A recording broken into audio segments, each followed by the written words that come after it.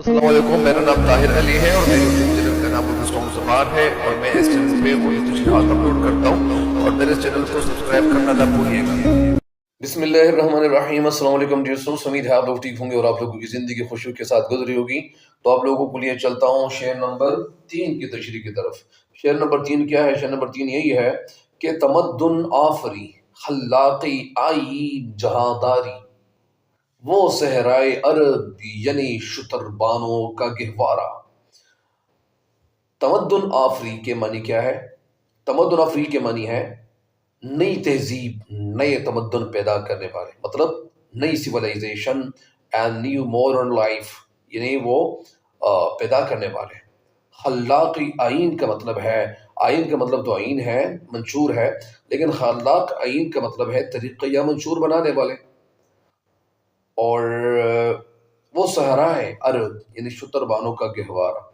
जहानदारी का मतलब क्या है? जहानदारी का मतलब है हुक्मरानी का दस्तूर या दस्तूर बनाने वाले।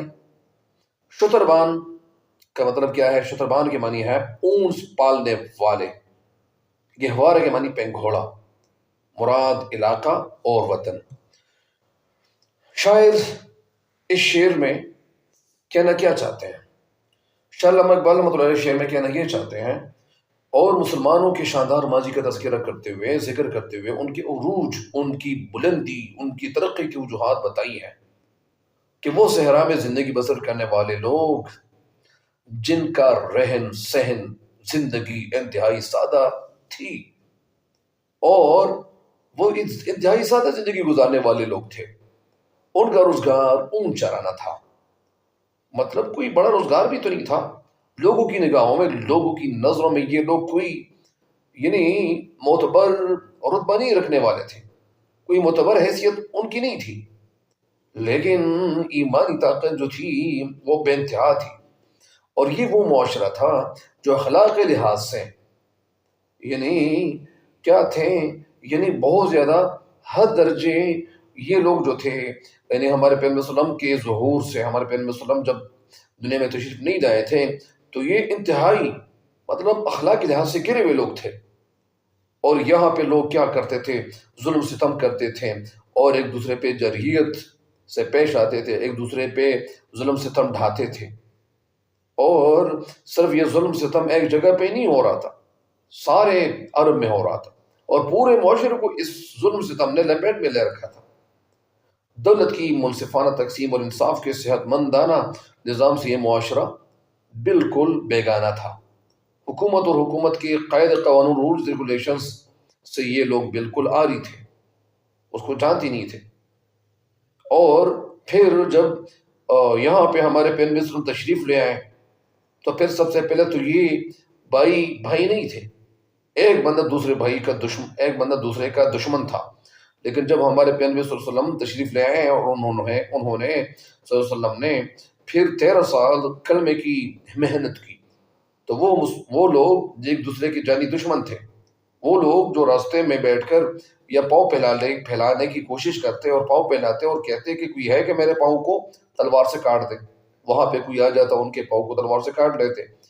पहले तो ये ऐसे थे, लेकिन जब हमारे पैगंबर सल्लम ने यहाँ पे तालीमात का आगाज किया, जब इस्लाम का दर्स दिया, तो लोगों के दिलों में अपने रब की पहचान कराई, अपने रब की शनाख्त कराई। तो ऐसा मिसाली मुआशरा कायम हुआ कि वो लोग जो दुश्मन थे एक दूसरे के, फिर वो भाई भाई बन गए। और जो इंतबाही जुल्म और मतलब यहाँ पे यानी सबसे पहले तो लूट का सूट था, इज्तिमाई जुल्म करते थे एक दूसरे पे, उनकी दुश्मनी जो शुरू हो जाती थी तो 1 साल या 2 साल दुश्मनी नहीं चलती थी, 40-50 साल तक उनकी दुश्मनी चलती थी। किस बात पे? किसी भी बात पे नहीं, मामूली बात पे। और ये ऐसा इस्लामी निज़ाम था जिसमें अदल इंसाफ पूरी तरह मौजूद था। और आप सल्लल्लाहु अलैहि वसल्लम ने कम मुद्दत में अरब जैसे मुल्क के एक एक टुकड़े में, एक एक गोशे में, एक एक कोने में अब अमन व इंसाफ, अदल व इंसाफ की हुकूमत कायम कर दी। कुफ्फार और मुशरिकीन का जोर खत्म कर डाला और रोमियों की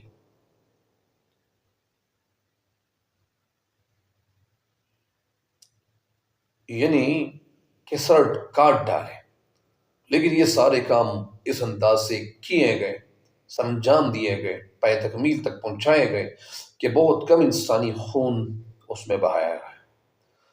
اور تاریخ گواہ ہے کہ دنیا میں اگر کوئی معمولی انقلاب بھی یا کوئی معمولی انقلاب بھی آیا ہے تو لاکھوں جانیں ضائع ہوئی ہیں، لیکن یہ ایک ایسا انقلاب تھا کہ جس نے پانسا بھی پلٹ ڈالا، بازی بھی پلٹ دی، لیکن اس طرح کی انسانیت کا احترام بھی برقرار رہا۔ ہمارے پیارے نبی حضرت محمد مصطفیٰ صلی اللہ علیہ وسلم کو یعنی انسانیت سے عشق تھا، اور ہمارے پیارے نبی صلی اللہ علیہ وسلم نے یہاں تک فرمایا تھا کہ جہاد کے دوران میں، جنگ کے دوران میں بچہ آ جائے ان کو کچھ نہیں کہنا، عورت آ جائے ان کو کچھ نہیں کہنا، بوڑھے بزرگ آ جائیں ان کو کچھ نہیں کہنا۔ تو لہٰذا ہمارے پیارے نبی صلی اللہ علیہ وسلم رحمت للعالمین تھے اور مسلمانوں کو اخوت کا درس دیتے تھے، لہٰذا یعنی بہت کم جانی نقصان ہوا، اور اس کے باوجود انقلاب آیا۔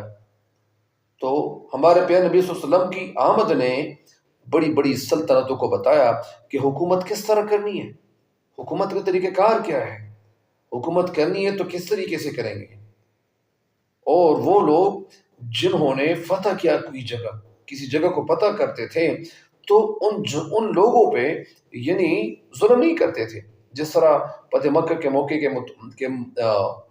موقع پر ہمارے پیارے نبی صلی اللہ علیہ وسلم اس وقت جتنے بھی جو کفار تھے انہوں نے تو یہ سوچا تھا کہ ہمارے پیارے نبی صلی اللہ علیہ وسلم آج سے ایک ایک چیز کا بدلہ لیں گے، لیکن ہمارے پیارے نبی صلی اللہ علیہ وسلم کیا فرماتے ہیں، ہمارے پیارے نبی صلی اللہ علیہ وسلم فرماتے ہیں کہ آج سے تم سب آزاد ہو، تم سب کو میں معاف کرتا ہوں۔ تو کہنے کا مقصد یہ ہے کہ ان کے اندر اخوت بھائی چارے کا جو سبق تھا عام کر چکے تھے ہمارے پیارے نبی صلی اللہ علیہ وسلم۔ جس طرح اقبال رحمۃ اللہ کہتے ہیں کہ تیرے علم و محبت کی نہیں ہے انتہا کوئی، تیرے علم و محبت کی نہیں ہے انتہا کوئی، نہیں ہے تجھ سے بڑھ کر ساز فطرت میں نوا کوئی۔ مسلمانوں نے تہذیب اور تمدن اور حکمرانی کے لیے ایسے اصول، ایسے پرنسپلز، ایسے طریقے، ایسے انداز، ایسے ڈھنگ اپنائے اور انٹروڈیوس کروائیں کہ ہر شخص حکومت کا مطلب احتساب کر سکتا ہے۔ اقبال کو اسی چیز کا قلق تھا، افسوس تھا کہ یہی وہ اصول تھے، یہی اصول تھے جن کی بنا پر مسلمان تمام دنیا پر چھا گئے، اور یہی ان کے زوال کی وجہ ہے کہ جب مسلمان اللہ کے احکام سے یعنی کیا ہوتے ہیں، بے عمل ہوتے ہیں، اللہ کے احکام کو یعنی پس پشت ڈالتے ہیں، تو ظاہری بات ہے کہ مسلمان ناکامی کا یعنی کیا کرتے ہیں، سامنا کرتے ہیں۔ اور جب انہوں نے تمام اصولوں کو چھوڑ کر بے عملی کے راستے کو چنا مسلمانوں نے، تو اس کا نتیجہ یہ سامنے آیا کہ مسلمان قوم تمام دنیا کے سامنے ذلیل اور خوار ہو گئی۔ کیوں؟ وجہ یہ تھی کیونکہ جب مسلمان اللہ کے احکام پہ عمل نہیں کرتے، ہمارے پیارے نبی حضرت محمد مصطفیٰ صلی اللہ علیہ وسلم کے پیارے طریقوں پہ عمل پیرا نہیں ہوتے، تو پھر اس پہ تو یا یہ ان قوم کے لیڈر مسلط ہوتے ہیں، یا اس پہ اللہ تعالیٰ دوسری قوم مسلط کرتے ہیں۔ یہاں پہ جتنے بھی جو مسلمان تھے ہندوستان کے، تو وہ بے عملی کے شکار تھے، عملی لحاظ سے بہت گھرے ہوئے تھے۔ ظاہری بات ہے کہ انہوں نے شاعری کو، دولت کو اپنا اوڑھنا بچھونا بنایا تھا، اور کہنے کا مقصد یہ ہے پھر اللہ تعالیٰ نے ان پہ انگریزوں کو مسلط کیا۔ جس طرح علامہ اقبال رحمۃ اللہ ایک شعر میں کہتے ہیں کہ نہ وہ عشق میں رہی گرمیاں، نہ وہ حسن میں رہی شوخیاں، نہ وہ عشق میں رہی گرمیاں، نہ وہ حسن میں رہی شوخیاں، نہ وہ غزنوی میں تڑپ رہی، نہ وہ غم ہے زلف ایاز میں۔ بہرحال اس شعر کی تشریح مکمل ہو گئی ہے، مجھے امید ہے کہ انشاءاللہ آپ اس شعر کی تشریح سے استفادہ ضرور کریں گے۔